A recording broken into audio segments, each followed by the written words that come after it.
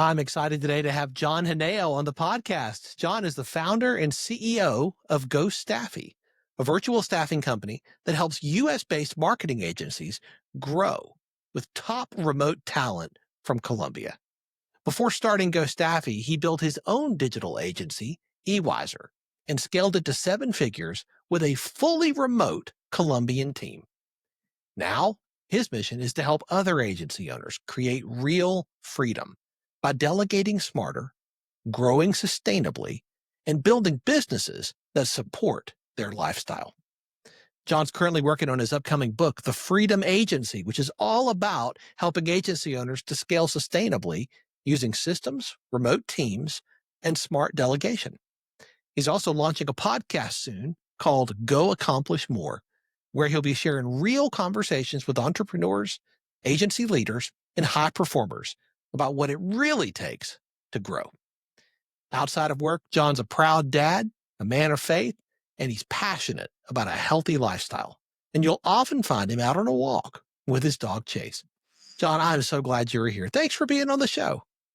Super excited, William. It's a privilege to be on your show. And my goal today is just to share a lot of wisdom, and hopefully one person can get just one action item to take action, and it's going to better either their personal life or their agency. So super excited to be here. Yeah, I'm looking forward to this. We've been talking about having you on the show for quite a while, and I'm thrilled we made it happen. Absolutely. This is going to be. Welcome to Catalytic Leadership, the podcast designed to help leaders intentionally grow and thrive. Here is your host, author, and leadership and executive coach, Dr. William Attaway.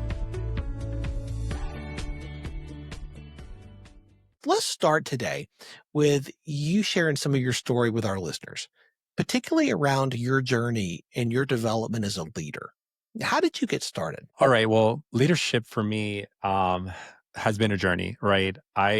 When I grew up, I always struggled. I was that shy little kid, when I was 8 years old, 10 years old. And whenever class started, I wanted to hide behind the covers and not read in front of class. I hated public speaking. And so when I started getting into self-development, I would say in college, I started reading books about business, reading books about self-development. And I remember reading a book many, many years ago called The 7 Habits of Highly Effective People, which really changed my life. Getting closer to God, I think. So I think my development as a leader started, I would say, in college, but then it started evolving once I got into entrepreneurship. I started listening to Tony Robbins, Ed Milet. And I started realizing that these people are just like me, right? They have the same struggles. They have the same things that I'm going through. And what made the difference is just building those habits, right? So little by little, I started applying some of the habits that successful leaders apply. And I started noticing a change, started noticing how if you just do one good habit, that good habit is going to lead to other good habits.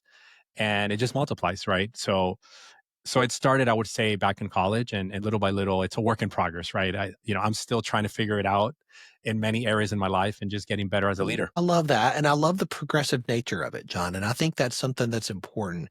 It didn't all happen at once. You didn't wake up one day and say, oh, wow, I'm the leader I wanted to be. It's a process. It's a journey, not just a light switch that you flip. Absolutely. Absolutely. And the cool thing is that once you start listening to real life scenarios and start talking to other individuals that might be a little bit ahead of you when it comes to leadership, you start realizing that what makes them different is their habits, right? And their discipline within those habits. And I think that's once you start applying those tiny little habits in your life, it just makes a difference, right? One scenario is I never used to fix my bed. I was a disaster when I would wake up, never fix my bed. And I can say that I'm proud. It's been over 5 years that I fix my bed. Even if I'm in a hotel, I will fix my bed. And it sounds ridiculous, but that little tiny habit will lead to great habits in your life. 100%. Fantastic book called Make Your Bed by, I think it's Admiral McRaven. Just a little short book, but man, what a difference that one thing can. I totally agree. Totally agree. Absolutely. So how did you get into marketing? So I was a print marketer back in the days. That was one of my first major businesses that I had. Well, besides selling uh, baseball cards when I was younger, right? I did a lot of entrepreneur things, but my real major business was I started getting into graphic design because I really liked graphic design, and then that led into becoming like a print broker. And back in the days when postcards were alive, like right now, not that many people are ordering print marketing. That's why I started. I started offering print marketing, and then that evolved into offering more digital stuff because most of my clients were saying, "Hey, do you offer websites? Do you offer SEO?" So those clients eventually became my clients because we started pivoting. We started pivoting into offering website design. Then from website design, we started offering SEO. Then from SEO, we started offering social media. So we started recreating ourselves from the ground up because we were noticing that my audience was asking for it. And that was back, gosh, 2020, 2003. Wow, it's been so long. So that was back in 2003 when we did the shift. And little by little, yeah, I mean, this game is about just shifting as you're growing because a lot of times we think like we have to stay in our lane forever. But as things start evolving, you need to learn how to recreate yourself in every stage. That's good. And you built eWiser into a 7-figure agency. That's correct. That's correct. Yeah. So we got into a mastermind group back in 2019, and 7-figure agency, as you know. So we joined that group, and when we joined that group, we were pretty much around that 15K MRR. And literally within 2.5 years, we grew it to 7 figures. And we really just followed the model, right? Josh's model. Very grateful in meeting Josh, and the team and the coaches there have been instrumental. And yeah, I mean, the agency is still running. That's another business I have going, and it's been great. It's been great. It's been able to just work on its own in regards to having the agency there. And then, of course, we have the virtual staffing agency that was born 3 years ago as well. And I want to talk about that because one of the things that I read in your bio is that you scaled eWiser with a fully remote Colombian team.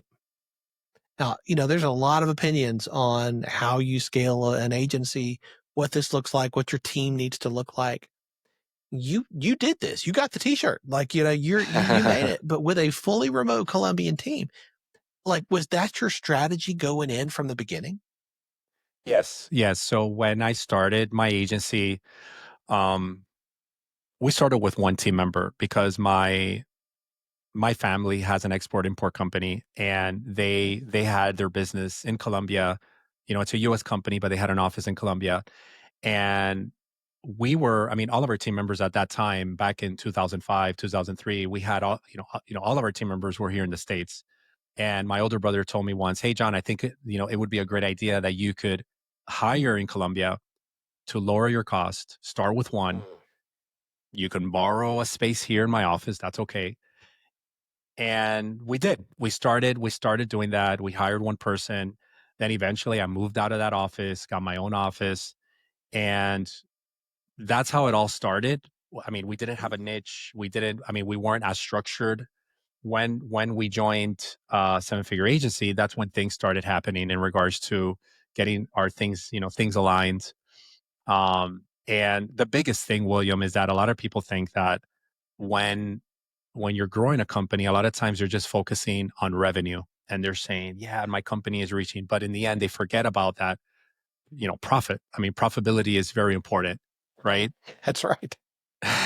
So that's been one of the great advantages of having a fully remote team in Colombia is the fact that you're going to be more profitable, and you're going to have people that are really smart in regards to, because that's the idea. You start thinking, well, if I outsource remotely, they're not going to do the great job as if they were hiring here in the States. But it's totally, I mean, that's not true, right? Because like our niche is legal. On the agency side, we deal with law firms, and we have account managers that are calling from Colombia, speaking to lawyers, and it hasn't been an issue. I mean, there's always going to be that one lawyer, right? That outlier that Sure. doesn't like the accent or whatnot. But in the end, it's been working.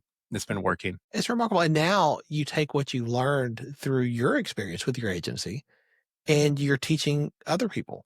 And through Go Staffy, you're helping them, these other agencies, now to create that freedom that you found through eWiser. I love that. I love the methodology of being a conduit of what you've learned and helping other people to take a step up because of what you've discovered. Like, was that your plan all along, or was this a something that was birthed out of your experience? Yeah, it was birth. Like I said, we started Go Staffy 3 years ago, Yeah. 20 2022 around there. And we were actually servicing local businesses. And that was with my wife. And we had a couple. And then the idea came up and it's like, wait a minute, I have a lot of experience with agency. I have an agency. It's been successful. We grew to 7 figures. I can help other marketing agencies. And that idea started. We spoke with Josh and we started with that community. Then now we're part of 3 communities, right? And fast forward, it's been working. We have close to 100 team members already, and my goal is just to be impactful. Like the fact that we're creating job opportunities. I always tell this to people that when you hire one person from us, you're not hiring one person. You're not impacting one person's life. You're impacting their family because most Colombians live with family members, and you're impacting their spending power because now they're working for a good company. They're being more giving at their church, more giving to their friends, more. So you're probably impacting a 10x fold within that person. So it's very impactful. It's very fulfilling when I see what's going on with Go Staffy. I love that. So where you go from here? Definitely. So we're becoming more like growth partners. In the end, like whenever agencies want to hire us, we're actually I love coaching as well. As much as I can. But in regards to where Go Staffy is going, I mean, our goal is to have 500 hires in the next 5 years, right? That's the goal. We're also implementing a lot of AI. So we're making everybody AI compliant. As you know, AI is very popular nowadays, right? And so we're making everybody AI compliant. We're making sure that we're becoming that growth partner for those agencies that are looking to scale, right?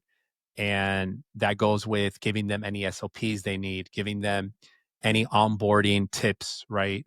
Like the new book that we're writing, right? The Freedom Agency talks about how the agency can have freedom, right? In the end. And a lot of times we come in and we want to start that agency, but we don't think about the amount of time it takes to build that agency and the amount of lack of freedom that most agencies don't have. Like most agency owners don't have the freedom in the beginning.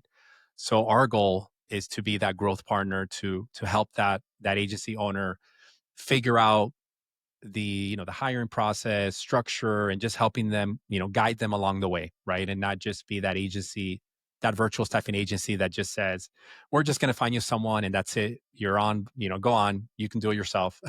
So we try to stick along and help them grow in the stages that they're in. Well, and I think that growth partner model is one that is sorely needed. I'm sure, like me, you've heard a whole lot of people talk about the bad experiences they've had with different, virtual assistant staffing companies or trying to figure it out on their own. And, you keep running and tripping and running and tripping and running and tripping. And I think this is where you guys really have a differentiator because not only are you providing the training and the equipping of the team members, but you're coming alongside the agencies and you're saying, hey, maybe you've never done this before. Maybe you don't have the clear SOPs. Maybe you don't have the clear onboarding. We can help. Maybe you don't have a strategic thought about what the next 5 years looks like in the potential future team members and what the strategy is for that. We can help. Absolutely. I think there's a whole lot of people who need exactly what you're describing there. Yep. And not only just on where they're going, but who their next hire is supposed to be. A lot of times agency owners come and they say, hey, I need this particular role. And after speaking to them, they realized that that's not the right role that they need to hire right now, right? So That's just good. guiding them, and even in the beginning stages of hiring and whatnot. But yeah, it's fun. It's fun to really guide someone and help them. So you got a new book coming. Can you talk about that a little bit? When is this going to be available, and what are you hoping to achieve through that? Yeah, so the Freedom Agency should be available within 2 months from now, about a month and a half, 2 months from now. Yeah, so excited for that. And the premise of the book, or why I wanted to write something like this, was the fact that most agencies struggle with having the freedom, right? And I think that they get so involved in building something, and they're passionate about it, which is true, right? But in the end, they forget why they're even building an agency. And even when they're successful, and when they're receiving the amount of money, the revenue, they're still neglecting why they did it. Like, for example, they start neglecting their family, or they start neglecting their health, their physical, you know what I'm saying? So the Yes. Freedom Agency talks a little bit about that. The Freedom Agency also talks about different chapters on how to use AI, how to build a successful team, how to do the right onboardings. So we do give out very practical, like SOPs or steps that we're using in our agency, and also within virtual staffing, in case they want to hire themselves. Right, a lot of agencies want to go that route, which is fine. So I think, yeah. So I'm excited about that. The whole premise of just them having the freedom is what I'm looking for, for them to grab from the book. I can't wait to read it. It sounds like something that's going to be very helpful and something that I can recommend to a lot of my clients who, you don't always know what you don't know. And I think what you're describing here is a resource that's going to help people to discover that. I love that you're Absolutely. making this available. Thank you. Thank you for that, for sure. And a podcast coming soon. Yes. Go Yes. accomplish more. Yes. When is that coming? Yeah. So we're actually almost done. We have a few people already in line. So I would say within the next 2 to 4 weeks, we're going to start interviewing successful agency owners.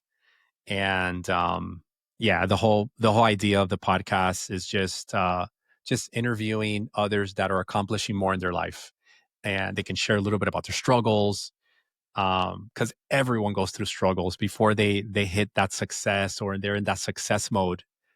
People never see what happened before, right? They never see the pain and the tears that it took in order to reach what they have. So that's going to be fun in regards to interviewing those individuals. Love that. Well, I'll be subscribing and we'll talk Thank more you. about Thank that you. in the days You're going ahead. to be on the That sounds like podcast. I fun. mean, you're going to be part of our speakers as well. So get Oh, ready. I'd be honored, man. I'd be honored. It'd be fun. I love it. Super excited for So, that. so, John, you're a person of faith, and we've had conversations offline about this and how important that is in your life.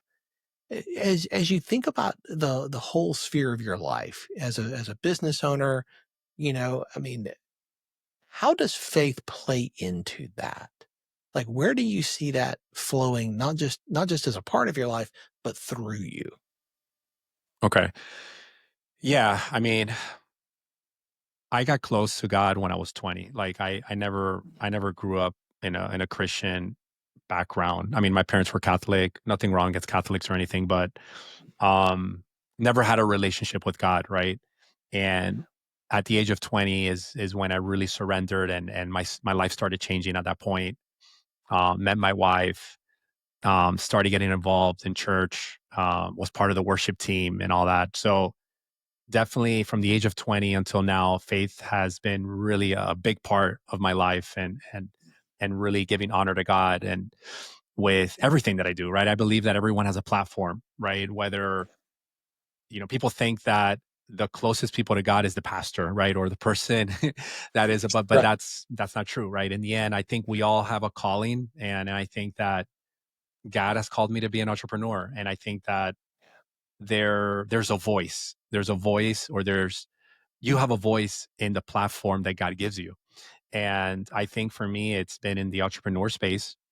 And how that's played is pretty simple. Like, on my personal side, whenever I feel, because we all go through struggles, whenever I feel struggle, I pray. I pray, get into God's word.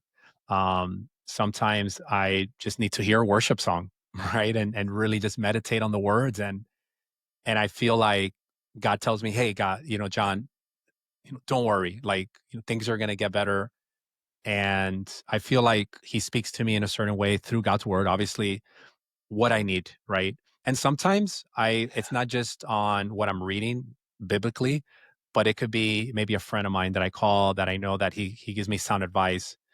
So I think just being surrounded with the right people, um, getting into God's word, right, as much as you can, and listening to worship music has been instrumental in my life, and the people that you hang around with, right? So It makes a difference. I love that. absolutely, absolutely. You have to lead at a higher level today in the businesses that you run than you did 5 years ago. And the same thing's going to be true 2, 3, 4, 5 years from now. How do you stay on top of your game, John? How do you level up with the new leadership skills that your team and your clients and your businesses are going to need you to have in the days ahead? Yeah, so I think number one, you need to be part of a group. Like definitely, you need to be part of a mastermind. I think that has helped surrounding myself with the right people, right? Just like iron sharpens iron, we gotta sharpen each other with the right people, right? That's right. Besides that, I think continuous learning, right? I know it sounds cliche.